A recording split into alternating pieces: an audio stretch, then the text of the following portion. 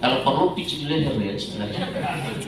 Kenapa? Karena negeri itu ada anggarannya, swasta tidak ada anggarannya.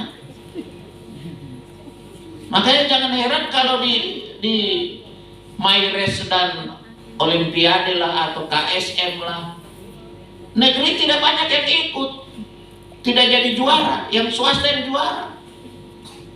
Ini negeri. Bukan lagi jewer di telinga saya.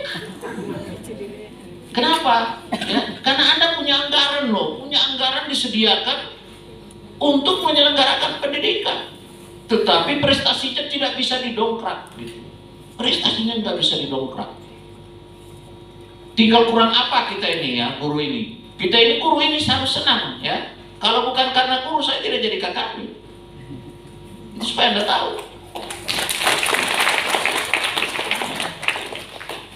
Cuma karena guru, makanya saya bisa jadi KKP. Anda dengar tadi, saya tidak ada pengalaman apa-apapun. Ya, Kasubag Perencanaan, Kepala Seksi Kasubag Perencanaan, Kepala Bidang Bimas Islam, KKP. Tidak ada bidang lain yang saya pegang. Bimas Islam baru 1 tahun saya sudah ikut lelang KKP. Itu karena guru, ya. Inilah hebatnya guru kita semua ini, kita semua ya. Kampanye ini kampanye. Ya. Inilah kita, guru itu punya kekuatan. Jadi ini, nah, bagaimana kita menyikapi ya? Yang pertama adalah ERK, elektronik ya, secara elektronik rencana kerja anggaran madrasah. Ini harus sudah by elektronik agar jelas by name-nya siapa itu anak-anak. Ya. Karena kadang-kala kepala madrasah tidak tahu jumlah siswanya. Mau tanya jumlah siswa, saya uji 1 paket, karena paket dulu di depan. Berapa jumlah siswa Bapak? 508 Pak. 508, bagus. Yang penting begitu, awas kalau ragu-ragu 500 sekian. Sekian itu berapa? 501 sampai 599 itu juga 500 sekian. Ya. Jadi gitu, harus jelas. Jadi itu ada di mana? Di perencanaan. Kalau kita jelas tahu jumlah siswanya berapa, maka kita sudah bisa menghitung berapa besar anggaran yang ada. Kayak dana BOS yang masuk berapa. Jangan sampai kita membuat perencanaan yang melebihi besar pasak daripada tiang. Nantinya perahu sandeknya tenggelam. Iya, kalau besar pasak daripada tiang. Jadi gitu. Tujuannya itu agar kita tidak membuat perencanaan itu yang tidak sesuai dengan kemampuan. Itulah yang disebut madrasah mandiri. Madrasah mandiri itu di situ. Ya. Jadi kita perkuat perencanaan. Karena kalau tidak ada perencanaan, segala sesuatu pasti tidak akan berjalan dengan baik. Mau nikah aja butuh perencanaan yang matang gitu ya. Mau punya anak butuh perencanaan yang matang, ya, gitu. Jadi itu penting. Yang kedua yang diberikan penguatan apa? Komponen 2-nya apa? Ya, wah ini tidak tahu. AKMI, ya, penilaian pada kelas 5 atau kelas 4, kelas 5 MI melalui AKMI. Apa yang dinilai? Yang dinilai adalah literasinya. Literasinya itu adalah membaca, menulis, dan mengucapkan. Jangan sampai anak-anak kelas 4 atau kelas 5 belum tahu membaca. Literasinya rendah. Belum tahu menulis. Literasinya rendah. Belum tahu bercakap-cakap dengan bahasa Indonesia yang benar, itu berarti literasinya rendah. Itu yang dinilai. Karena apa? Kita ini sudah menuntaskan wajib belajar 6 tahun loh. Sudah tidak ada lagi wajib belajar 6 tahun. Sekarang wajib belajar berapa? 12 tahun. Bahwa ijazah yang berlaku itu hanya ijazah SMA, tidak berlaku lagi ijazah SMP dan SD. Ya, Wajib belajar 12 tahun itu adalah 12 tahun dia mengenyam pendidikan, itu baru diakui di lapangan kerja. Itu maksudnya. Makanya tidak ada penerimaan ijazah SMP, sedangkan SMA sudah mau ditinggalkan, tidak ada lagi. Ijazah SMA, yang masih ijazah SMA sekarang harus kuliah. Terserah mau ambil UT, ujian terus atau apa, terserah. Ya, yang penting Anda kuliah gitu ya. Penting Anda kuliah, mau kuliah di mana gitu terserah. Yang penting ijazah SMA Anda tinggalkan, karena sudah selesai itu. Wajib belajar 12 tahun, 6 tahun di SD, 3 tahun di SMP, 3 tahun di SMA. Sudah 12 tahun. Dulu kita wajib belajar 6 tahun, itu ijazah SD masih berlaku, masih bisa diterima di kantor, jadi golongan 1 lah, jadi inilah, tentara 1 strap lah, gitu, 1 garis gitu. Lalu naik lagi, wajib belajar 9 tahun, tidak boleh lagi ijazah SD, hanya ijazah SMP yang bisa diterima, golongan 2A lah, ya, tentara satu bengkok-bengkok merah begini. Lalu akhirnya mulai ditingkatkan lagi, wajib belajar 12 tahun, bahwa hanya ijazah SMA yang bisa diterima, gitu. Ke depan nantinya bisa saja pemerintah akan menetapkan wajib belajar itu 17 tahun. Nanti sudah S1 baru itu bisa diterima di lapangan kerja. Ini kan semakin susah kita kalau seperti ini, ya kan? Bahwa harus minimal S1. Nah, ini yang harus kita sikapi. Nah, itulah yang dilakukan penilaian di tingkat MI pada kelas 4, pada kelas 5 tentang 3 hal. Yakni literasinya, yang kedua numerasinya. Numerasinya itu apa? Mengenai angka. Ya, bagi madrasah ibtidaiyah bukan hanya angka huruf apa namanya ini, tapi angka Arab juga harus gitu.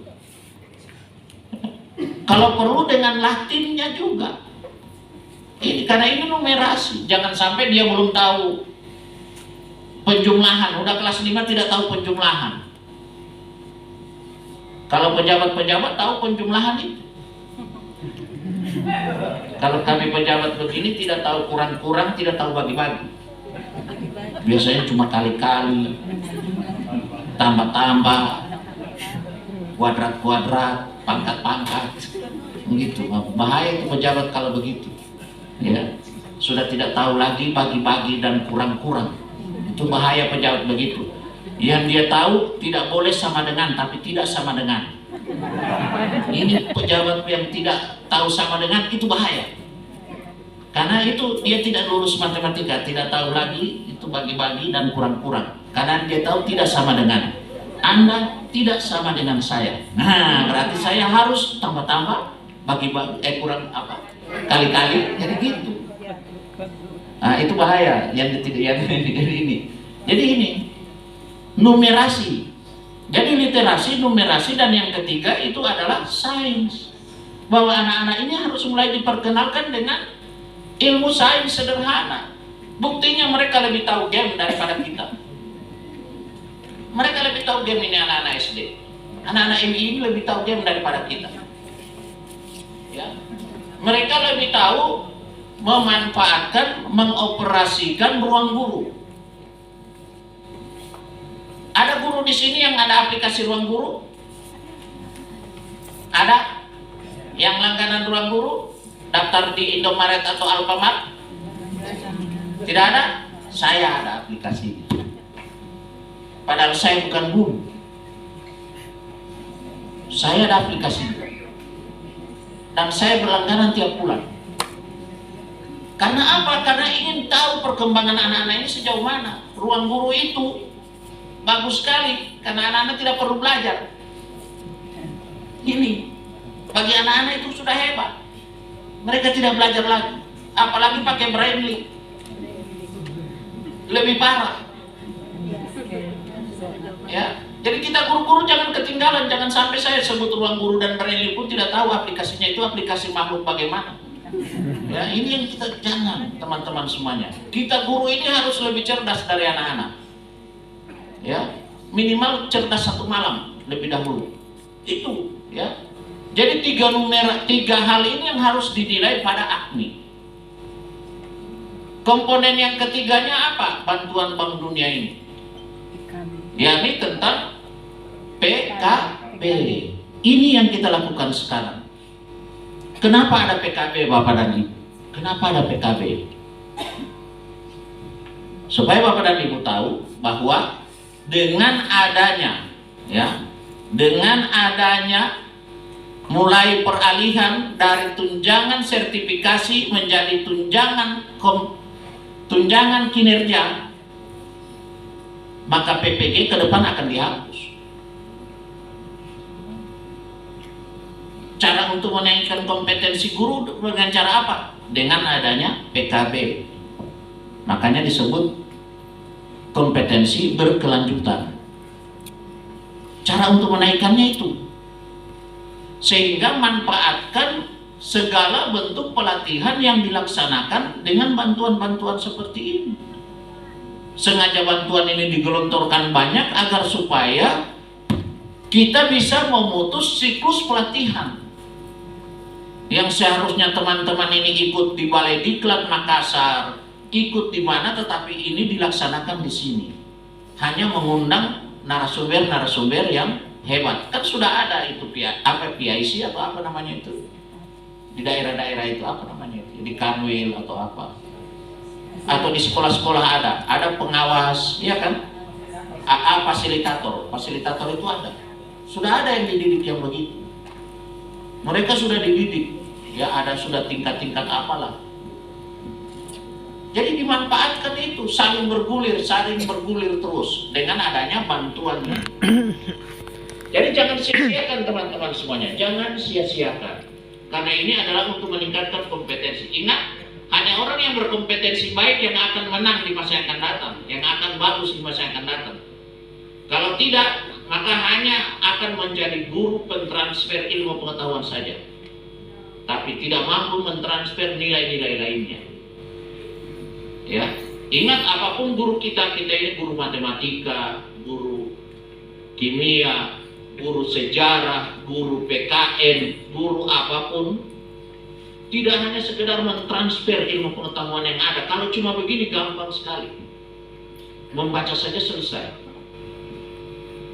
Ya, tetapi bagaimana kita menciptakan generasi ke depan itu adalah generasi emas, yang betul-betul emas, bukan sepuhan. Ingat, di 2045 kita itu mentargetkan generasi yang kita lahirkan itu adalah generasi emas. Siapa mereka itu yang kita didik sekarang ini di sekolah-sekolah ini? Karena mereka itu di masa yang akan datang, ingat 2045 itu tinggal berapa tahun coba? Tinggal berapa tahun? Sekarang 2022. Berarti sisa berapa tahun lagi? Ya, 18 ya? Iya kan? Berapa? 18 tahun lagi. 23 tahun lagi. Nah, 23 dengan tambah umur mereka 18, sekarang mereka umurnya berapa? 30-an, mendekati 40 mereka. Mereka adalah generasi emas. Mereka nantinya adalah generasi emas di masa yang akan datang. Dan itu yang kita ajarkan sekarang di Aliyah ataupun di MTS maupun di MI. Ini yang kita harapkan ke depan. Mereka tidak hanya cerdas matematika, tetapi memiliki nilai-nilai etika, moral, agama, ya, memahami tradisi-tradisi, mencintai orang tuanya, yang seperti ini. Kadang-kala itu kita serahkan kepada guru agama, padahal tidak semuanya harus diatasi oleh guru agama. Ya. Saya pengajar fisika, kalau salah ajarkan maka dia tidak akan jadi bertuhan. Ya, kalau saya akan mencekoki anak-anak itu dengan ilmu pengetahuan fisika, akan lari dari Tuhan. Akan lari dari Tuhan. Karena konsep fisika itu lebih mengutamakan materi. Tapi kalau kita paham dengan itu, maka kita akan memberikan batasan-batasan kepada mereka, dan mereka akan paham tentang muatan nilai etika, moral, agama, dan lain sebagainya. Ini tugas kita. Nah, kompetensi Anda dibina di sini, di PKB ini. Ya, jadi itu teman-teman semuanya. Jadi jangan hanya sekedar bahwa oh ini bantuan selesai. Habis bantuan ngapain? Tidak ada dampaknya, tidak ada outputnya, tidak ada impactnya apa. Ya, apalagi mau tanya outcomes-nya apa sih? Gak ada. Jadi jangan, ya, jangan. Karena kita bersyukur ini dapat bantuan. Teman-teman semuanya, saya ini adalah orang yang dapat program-program bantuan. Dan itu saya manfaatkan dengan sepenuh hati. Saya dari SD udah dapat beasiswa, tapi bukan beasiswa miskin, walaupun saya orang miskin. Saya menolak beasiswa miskin, saya mau beasiswa prestasi. Dan saya dapat beasiswa prestasi dari SD. Gitu. Karena apa? Saya memang ingin bahwa usaha saya itu dihargai gitu. Juara lomba-lomba macam-macam lah, cerdas cermat lah, inilah lomba inilah, juara seni juara, inilah juara, kecuali menari yang saya tidak tahu. Kalau seni membuat kerajinan tangan apa semuanya karya-karya seni itu sudah pernah saya lalui semuanya. Sampai buat akuarium, saya masih SD udah bikin akuarium, sudah bikin rumah-rumah, maket rumah dan dalam kaca. Ya, dan itu yang bikin banyak saya beasiswa prestasi. SMP beasiswa prestasi, SMA beasiswa prestasi, hanya S1 tidak dapat beasiswa. Mungkin karena sebanyak cewek mungkin. Ini tidak dapat lagi beasiswa. Udahlah, biarlah S1 itu memang kacau balau. Ya. Karena saya kecewa karena sebenarnya saya lulus di teknik nuklir ITB, tapi ayah saya tidak mengizinkan. Kalau kau kuliah di sana, biaya sendiri. Kalau kuliah di Gorontalo, biaya penuh. Nah, jadi akhirnya memilih biaya penuh dari orang tua, gitu. Padahal lulus di teknik nuklir. Akhirnya mau tidak mau ya ambil fisika karena cuma itulah jalurnya. Ya. Tapi begitu selesai S1, S2 beasiswa, S3 beasiswa. Begitu, teman-teman, manfaatkan. Karena memang kompetensi ini hanya kita yang bisa menentukan kita memiliki kompeten atau tidak. Kalau kita selalu berprinsip, wah saya ini, pokoknya sama kalian sajalah, saya kan udah mau pensiun, saya kan sudah tua. Ini bahaya ini. Ya, bahaya ini kalau kita berprinsip begitu. Seharusnya kita sampai titik darah penghabisan kita tetap berjuang. Ya, seperti malam ini, apa pertandingan malam ini apa? Senegal atau apa yang lain? Ya, karena saya ini penggemar Belgia, walaupun Belgia terseok-seok. Saya justru memilih yang tidak orang-orang pilih.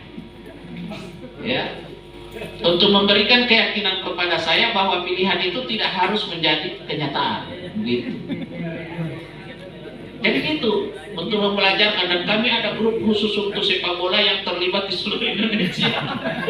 Saling panas-panasi gitu. Jadi ini teman-teman semuanya, bahwa kita ini kompetensi kita hanya kita yang menentukan. Kalau kita tidak menentukan, maka kita tidak akan kompeten. Ya. Saya ceritakan, saya ketika mau ikut PIM 4, ini PIM 4. Karena yang PIM yang saya sempat ikut cuma PIM 4, PIM 3 tidak sempat. Sudah langsung jadi kakanwil, jadi tidak ikut PIM 3. PIM 4 saya ikut. Ketika kami 60 orang ketemu begini semuanya, saya sengaja umumkan diri saya juara 1. Kaget semua. Siapa sih anak ini kok anteng-anteng saja dia bilang juara 1. Padahal saya ingin memukul mental semua teman-teman itu. Pukul mental dulu. Gitu. Akhirnya mereka cari tahu, siapa dia? Kenapa dia yakin sekali? Baru hari pertama, ini 60 hari loh. Dan tiba-tiba dia udah menyatakan ranking 1. Padahal saya ingin memukul mental dan ingin melihat, istilahnya cek ombaknya dan bagaimana. Cek ombaknya, ada yang menanggapi saya atau tidak. Ternyata down semuanya, dari situ tindis terus. Sehingga ranking 1. Jadi harus gitu.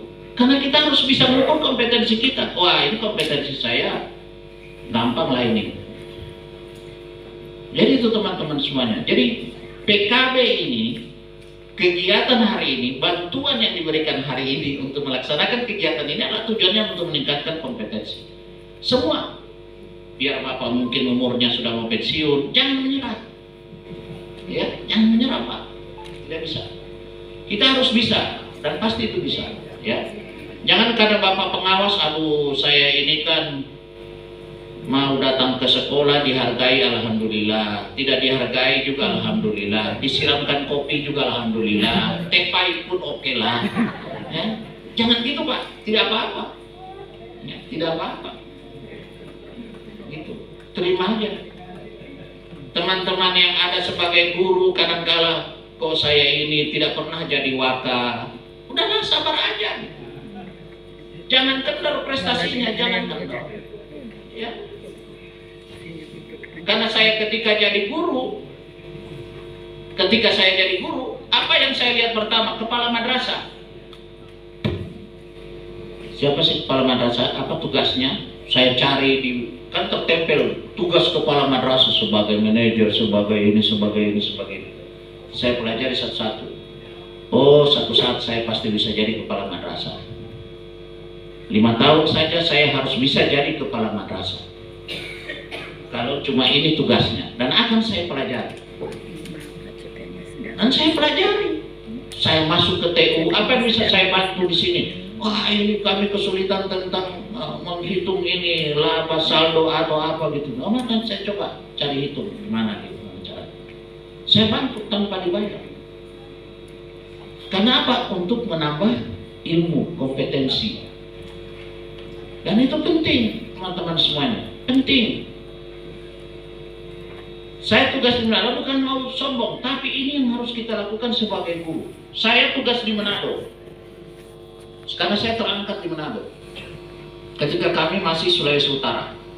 Saya tugas di Manado, ada satu madrasah yang tidak ada guru yang mau mengajar di situ. Karena tidak ada honornya. Cuma ucapan terima kasih di madrasah itu. Saya sayang dengan madrasah itu. Kasihan anaknya, siswanya itu kadangkala kalau 10 orang hari ini masuk 7, besok 7-nya yang tidak masuk, cuma 3 lagi yang masuk. Gantian begitu terus. Jadi gitu terus siswanya. Dan kepala madrasahnya merengek-rengek sama kepala man model. Pak, tolonglah berikan saya guru. Saya ini, siswa saya banyak, kasihan orang-orang di sana, orang susah-susah semua di pinggiran, tapi tidak ada guru saya. Tidak ada yang mau, karena jauh madrasah itu, harus naik angkot, harus naik PT-PT. Saya menyatakan saya siap mengajar situ. Yang penting apa? Sediakan air minum, cuma itu saja. Dan semua pelajaran akan saya pegang, kecuali bahasa Arab. Karena saya tidak tahu struktur bahasa Arab. Bahasa Inggris saya tahu. Tata bahasa Inggris saya tahu. Semua mata pelajaran saya akan pegang, kecuali bahasa Arab. Tidak perlu bayar, yang penting sediakan air. Jadi supaya Anda tahu, dari kelas, ya ada MTS, ada MA di situ. Saya itu ngajar dari kelas ini, dengan mata pelajaran yang berbeda-beda. Dan saya meminta 3 hari ada di situ. Ya, tapi begitu saya jadi kakak, saya datangi madrasah itu, tidak ada yang kenal satupun sama saya. Guru di situ. Saya tidak sedih. Cuma saya bangga dalam hati, ternyata madrasah ini sudah 3 lantai ya. Siswanya banyak. Saya tanya, mana kepala madrasah ibu ini? Oh, udah meninggal Pak. Oh gitu, suaminya yang dulu pensiunan itu udah meninggal juga. Oh. Bapak siapa? Enggak, saya cuma dulu pernah tinggal di sekitar sini, jadi saya melihat madrasah ini. Itu bangga, senang hati, walaupun tidak dikenal. Iya, teman-teman semuanya.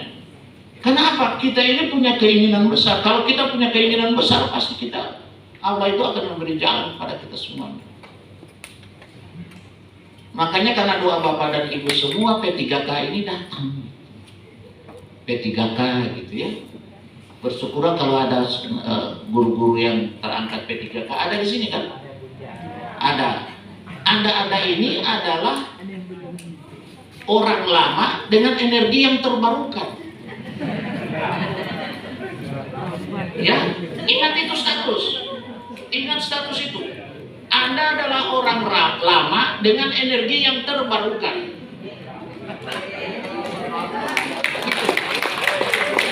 Jadi jangan sampai terbalik.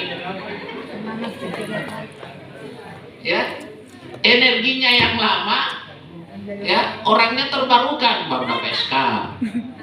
Ya, energinya yang harus terbarukan, semangatnya.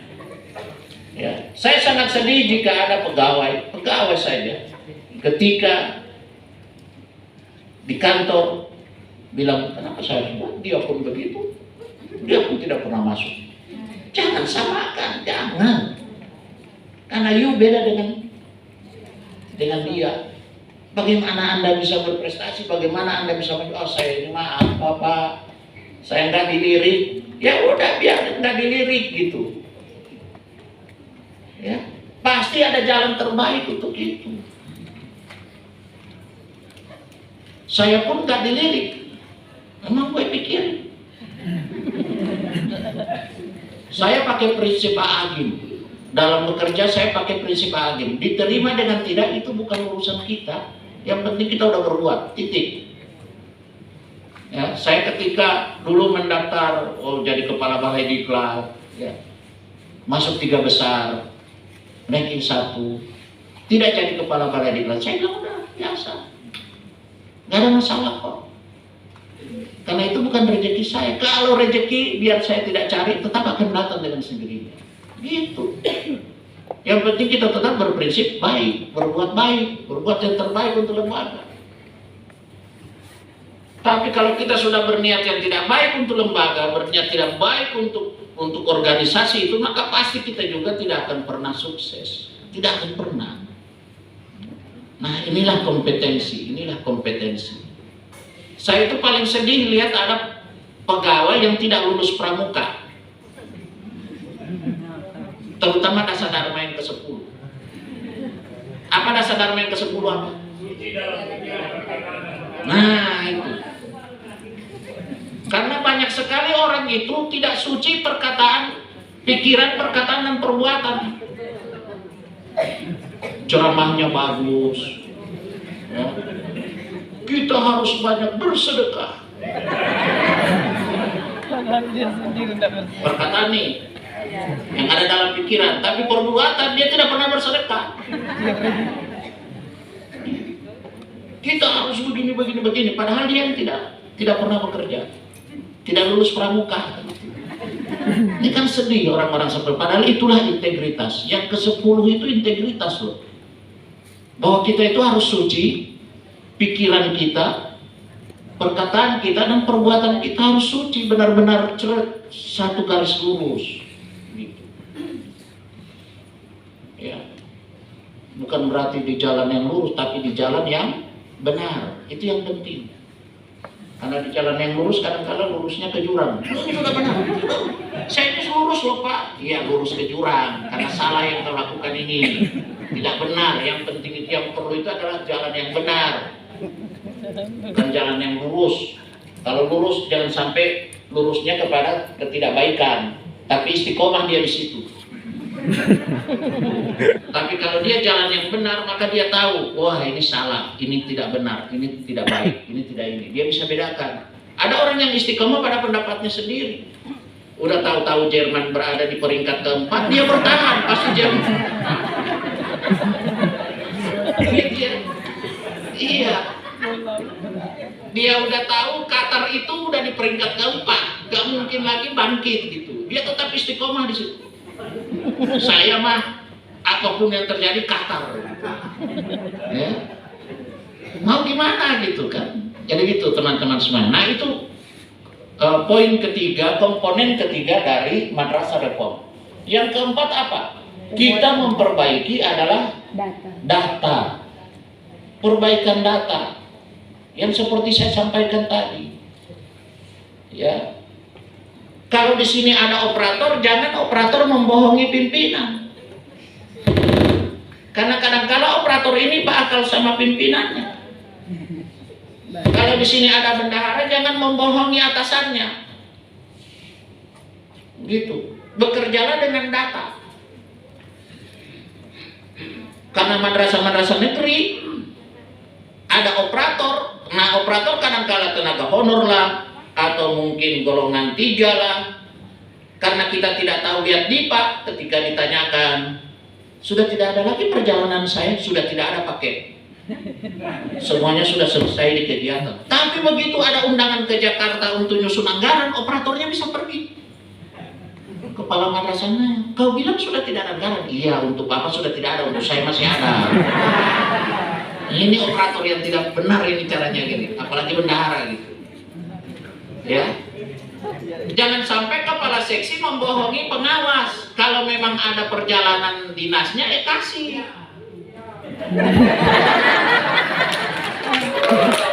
Walaupun itu hanya 10 juta setahun gitu, kasihlah. Ya, boleh pergi Pak, tapi sekali pergi 50.000 ya, nggak boleh lebih. Nggak apa-apa. Yang penting kita itu sesuai data. Kita bekerja sesuai data. Karena yakinilah bahwa DIPA itu bukan uang kita. Itu adalah uang negara yang kita diminta untuk menjadi najirnya, mengelolanya. Ya, kita itu cuma najirnya di situ. Kita dibaiat untuk menjadi najir pengelola DIPA, bukan yang memiliki DIPA. Makanya kadang-kala saya heran ada orang bilang itu DIPA saya loh itu. Sejak kapan kau ada DIPA? Ya, sejak kapan kau ada DIPA? Kalau saya copot kau dari kepala madrasah, kapan kau ada DIPA? Nggak pernah lihat DIPA lagi. Iya kan? Jadi harus dipahami itu, harus dipahami bahwa kita ini bekerja by data. Kalau kita bekerja by data, maka kita tidak akan susah, tidak akan besar keinginan daripada kebutuhan. Yang susahnya ini kan keinginan terlalu tinggi. Madrasah swasta, udah tahu siswanya cuma 10, mau minta gedung 10 lantai. Mau jadi apa gitu? Kok semuanya cuma 10 orang, kok minta gedung yang mewah? Kagak mungkin gitu. Ya, jadi gitu. Jadi ini teman-teman, jadi kalau kita bekerja by data, makanya emis yang diperbagus. Operator-operator emis sudah dibina, ya kan?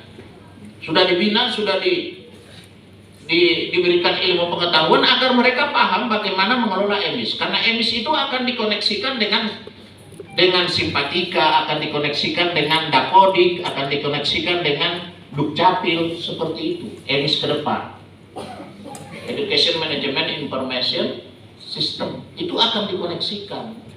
Karena sekarang emis itu cuma operator yang tahu. Password emis apa? Operator yang tahu. Kalau dia sakit, tidak ada lagi itu data. Apalagi ketemu dengan operator yang pelit password.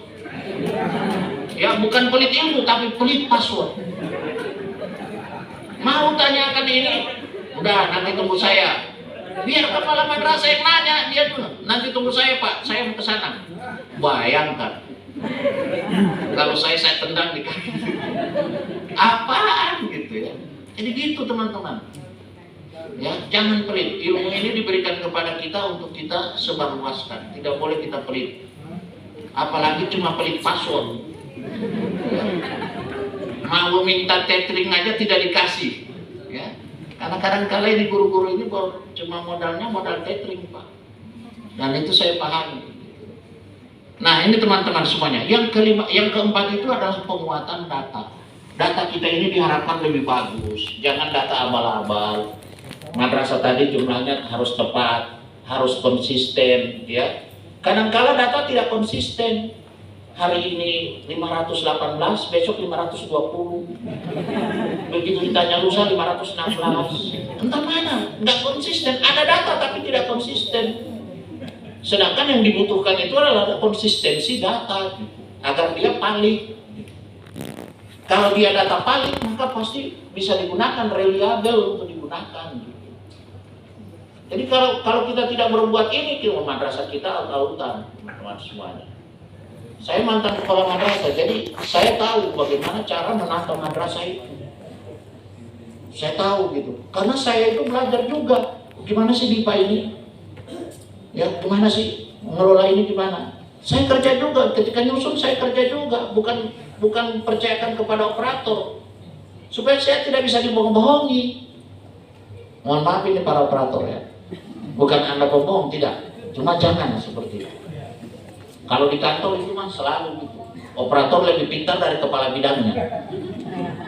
Kalau gitu, cuma operator lebih pintar dari kepala bidang. Operator bisa pergi Jakarta 10 kali pulang pergi, kepala bidang tidak bisa pergi karena tidak ada anggarannya. Gitu. Karena dia kalah-kali gitu. Jadi jangan, kita ini semuanya bekerja harus by data, by name, by address, harus jelas. Anaknya siapa, ininya siapa, namanya siapa, alamatnya di mana, lokusnya di mana. Jadi gitu. Kalau kita semuanya 4 komponen ini kita kuat, kita tata dengan baik, maka kita ini akan menjadi benar-benar madrasah mandiri yang berprestasi. Ya. Kita akan menjadi madrasah mandiri yang berprestasi, terutama negeri. Makanya negeri saya selalu larang. Kalau Anda membanggakan gedung Anda, mohon maaf, gedung saya tidak nilai dari prestasi, karena gedung itu cuma kami yang berikan bergilir. Tahun ini Bapak punya madrasah, besok Ibu punya madrasah, besok Bapak punya madrasah, besok ini yang kami bangun. Cuma begitu, jadi cuma kami beri itu. Jadi itu bukan prestasi. Kalau swasta, itu prestasi dia ketika mampu membangun. Pak, saya mampu membangun 3 kelas dengan dana 10 juta, tapi bisa jadi 3 kelas, Pak. Wah, alhamdulillah. Iya. Kenapa? Apa tidak mungkin? Bisa mungkin. Ya, 10 juta dari dia, tapi 150 juta dari donatur, kan bisa mungkin. Jadi gitu. Ya teman-teman semuanya, jadi kalau itu prestasi bagi swasta. Saya bisa menaikkan jumlah siswa saya, Pak. Kalau negeri, yang memang jumlah siswanya harus meningkat, tapi jangan membunuh anggota KKN. Nggak boleh, usahakan saling membantu gitu. Hidupkan juga anggota KKN. Karena negeri harus ada passing grade-nya, nilainya harus ada. Harus ada passing grade. Jangan semua anak diterima untuk negeri, jangan.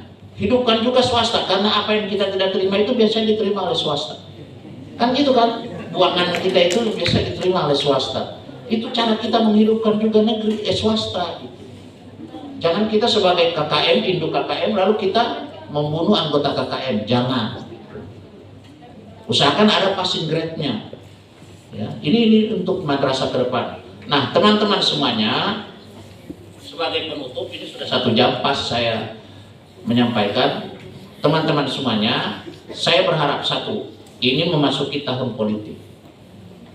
Ya, hati-hati teman-teman mengomentari media sosial. Ini saya ingatkan dengan keras. Saya ingatkan dengan keras. Kemarin kalau Anda ikuti rakor Irjen, ya, rakor apa nah? Rakor Was, ya. Rakor Was ada ikut kan? Ikut, banyak yang ikut kan? Apa kata Pak Irjen? Ya, PNS Kementerian Agama atau P3K atau honorer Kementerian Agama, yang jelas dia ada di Kementerian Agama dan dia ya menghina atau melakukan apa ya terhadap simbol-simbol negara, terhadap institusi negara, terhadap apa? Tidak ada hukuman lain selain dipecat tanpa proses. Tanpa proses, tanpa banding. Dan saya ketika di Gorontalo sudah 1 kali menandatangani pemecatan seorang guru. Cuma gara-gara apa? Komen menjadi jebakan band-band bagi dia. Komen dia di Facebook. Kasusnya tentang apa? Tentang Ade Armando. Tahu Ade Armando ya? Tahu, yang di pokoknya di demo waktu apa itu ya? BBM atau apa? Di Jakarta dan sampai ditelanjangi itu. Lalu dia mengomentari, sangat terkutuk orang yang melakukan itu. Gitu. Ini bukan ciri khas Islam. Gini, benar, apa yang dia katakan benar. Tapi dia saling tanya jawab di Facebook, di komen. Oh, jadi Anda membenci ini? Iya, saya membenci. Termasuk ini pemerintah salah. Pemerintah saya benci seperti itu. lalu dipancing lagi oleh orang-orang tertentu menjadi jebakan Batman. Berarti Anda suka lebih bagus kita hilafah saja ya. Ya, saya lebih setuju hilafah. Disitulah di capture. Jawaban dia, ya saya setuju hilafah. Disitulah dia dipoto komen dia dan dilaporkan ke KASN. Turunlah investigasi bahwa ini komen dia, padahal dia sudah hapus semenjak diingatkan, dia sudah hapus berapa bulan sebelumnya, dan datanglah pemecatan. Ini yang tidak bisa. Jadi hati-hati, ya. Saya harap saya tidak ingin di Mamuju ini ada kasus-kasus seperti itu karena jebakan Batman. Hati-hati, ya. Karena saya sayang kepada anda semua. Biar saya masih muda seperti ini, tapi saya adalah orang tua kalian semuanya. Jadi saya sayang. Jangan. Saya tidak mau menandatangani hal-hal seperti itu. Saya ini orang yang mungkin orang bilang saya ini pemarah, orang tegas, orang apa. Ya, kan saya memang begini. Saya itu tidak mau kerja itu lambat. Kalau lambat saya nggak ada lambat. Biar kepala bidang saya bilang, jangan lambat Pak. Kita ini harus gerak cepat. Nggak boleh lambat. Gitu. Makanya mungkin kadang-kala jalan saya lebih cepat, kadang-kala istri saya tertinggal. Kadang-kala dia, kau sudah lupa saya. Oh iya, saya ada yang lain. Karena saya begitu. Sukanya saya itu cepat, gerak cepat. Cepat kerja itu harus tuntas. Gitu. Tidak bisa, nanti kerja lanjut di rumah Pak. Saya tidak pernah membawa pekerjaan saya ke rumah. Saya tidak pernah membawa pekerjaan saya ke rumah selama saya jadi pegawai. Jarang saya membawa. Mungkin hanya 1-2 saja saya bawa. Tidak pernah saya membawa. Semuanya saya tinggalkan di kantor. Saya tuntaskan di kantor. Jika harus malam pun saya tuntaskan supaya selesai. Jika ada pun maka tidak saya kerjakan di rumah, karena di rumah itu adalah bagian untuk keluarga. Untuk keluarga. Kalau saya di rumah nonton TV, nonton YouTube, nonton Pikinaki. Tahu? Yang sudah tua-tua begini tahu Pikinaki? Saya subscriber dia. Jadi gitu, ya. Bukan karena saya ini, tidak, karena saya muda bersikap dewasa, dewasa berjiwa muda. Harus seperti itu, ya. Kita supaya kita dinamis terus, jangan udah dewasa berjiwa tua sekali. Ya, padahal belum tua gitu kan. Udah dunia ini seakan-akan udah kiamat gitu, sehingga tidak mau berbuat untuk kebaikan lagi. Padahal kita ini masih punya energi. Jadi saya selalu menyelesaikan pekerjaan saya di kantor. Seperti itu. Makanya saya tidak pernah bawa tidak pernah bawa ini itu dari dulu. Dari saya guru itu tidak pernah. Kalau namanya silabus saya kerjakan di kantor, di sekolah. Gitu. Kalau di rumah saya itu cuma main saya di rumah gitu, main terserah, main apa, main bulu tangkis, main dengan anak-anak, main jalan-jalan apa, duduk nongkrong di boulevard sana gitu. Kalau saya gitu, nonton paling banyak nonton YouTube gitu. Makanya di rumah harus ada YouTube gitu, karena itu sumber pengetahuan saya. Jadi teman-teman, nah ini tahun politik, jangan ada terbawa-terbawa di situ ya. Hati-hati mengomentari, hati-hati dengan jebakan Batman. Yang kedua, silakan Anda berpolitik, tetapi jangan membawa politik praktis di dalam kantor. Itu jangan, ya, silakan. Silakan, karena ini saya ingatkan, ini bakal panas di 2023 ini, bakal mulai seru-seruan. Jangan Anda terbawa di situ. Walaupun saudara Anda yang mungkin calon, yang mungkin apa, tapi ya hati-hati karena kita PNS. Jangan sampai kita jebakan Batman. Ya, jadi itu hati-hati. Yang ketiga, Anda ini sebagai guru, lakukanlah tugas ini dengan baik. Ya. Jadilah guru itu yang bekerja dengan hati saya. Ya. Bekerjalah dengan hati. Kita ini kalau bekerja dengan hati, pasti ikhlas itu ada. Ya. Kalau kita bekerja dengan hati, pasti kita tidak setengah-setengah hati. Pasti kita tidak setengah-setengah hati. Pasti kita tidak akan pernah main hati. Pasti kita akan hati-hati dalam bekerja. Iya. Dan kita pasti akan setengah mati untuk mencapai target. Itu pasti. Ya. Tapi jangan bekerja di dalam hati. Karena kalau bekerja di dalam hati tidak akan terlihat pekerjaan Anda itu apa. Maka jangan bekerja dalam hati. Tapi bekerjalah dengan hati gitu ya. Kerjalah dengan hati. Saya cuma minta gitu. Anda guru ini, makanya saya tidak pernah memanggil guru itu bapak-bapak atau ibu-ibu, enggak, rekan-rekan. Karena saya senang kalau saya ketemu dengan guru itu, energi saya itu seperti guru lagi gitu. Saya senang kalau jadi guru. Supaya Anda tahu, biar saya sudah Kakamil begini, kalau di kampung saya tidak pernah dipanggil Kakamil. Dipanggil Pak Guru. Pak Guru. Kapan satu Ramadan? Satu Ramadan itu adalah kapan berpuasa? Satu Ramadan. Satu Ramadan itu kapan ya? Satu Ramadan. Tunggu saja. Oh begitu Pak Guru? Ya. Hari raya kapan? Satu Syawal. Kapan itu Pak Guru? Satu Syawal. Tunggu saja. Kalau dia sudah Syawal berarti itu. Ya. Jadi tidak pernah dipanggil saya itu Pak Kamil atau Pak Ahmad. Tidak pernah. Dipanggil tetap Pak Guru. Dari anak-anak sampai besar-besar saya itu tetap dipanggil Pak Guru. Dan saya senang untuk itu. Di mana-mana kadang-kala ketemu dengan siswa saya dipanggil Pak Guru. Biar saya sudah Kakamil. Pernah saya di satu podium seperti ini, ada siswa datang. Waktu itu momen MTQ, saya sedang berpidato. Tiba-tiba ada siswa datang. Bukan siswa sih, cuma anak dari siswa saya. Dan oh itu di mama punya Pak Guru. Tiba-tiba datang anak kecil, Pak Guru, Pak Guru. Saya itu sedang di podium begini, siapa anak siapa ini yang manggil-manggil ini? Ya, Pak Guru, Pak Guru. Ya, jadi gitu teman-teman semua. Jadi saya senang kalau dengan guru-guru, mohon maaf. Saya bukan sedang apa, tapi saya ingin bahwa kita semua ini di Sulbar ini. Ingat saya orang Sulbar. Saya orang Sulbar ya. Jangan Anda bilang lagi saya ini orang dari Gorontalo yang dikasih tugas ini. Tidak. Saya orang Sulbar yang berasal dari Gorontalo. Jadi gitu ya. Itu jelas. Ya. Silakan Anda berasal dari mana? Anda berasal dari Bone, Anda berasal dari mana? Tapi sekarang Anda adalah orang Sulbar. Anda orang Sulbar yang berasal dari Bone. Anda orang Sulbar yang berasal dari mana? Dari Jawa, dari Papua, dari mana? Jadi kita orang Sulbar sama-sama, kita bangun sama-sama. Kalau kita tidak sama-sama, tidak akan terbangun ini. Ya. Berat loh membangun di Sulbar ini, berat. Anda tahu bahwa ekonomi Sulbar itu anjlok. Anjlok karena apa? Karena gempa.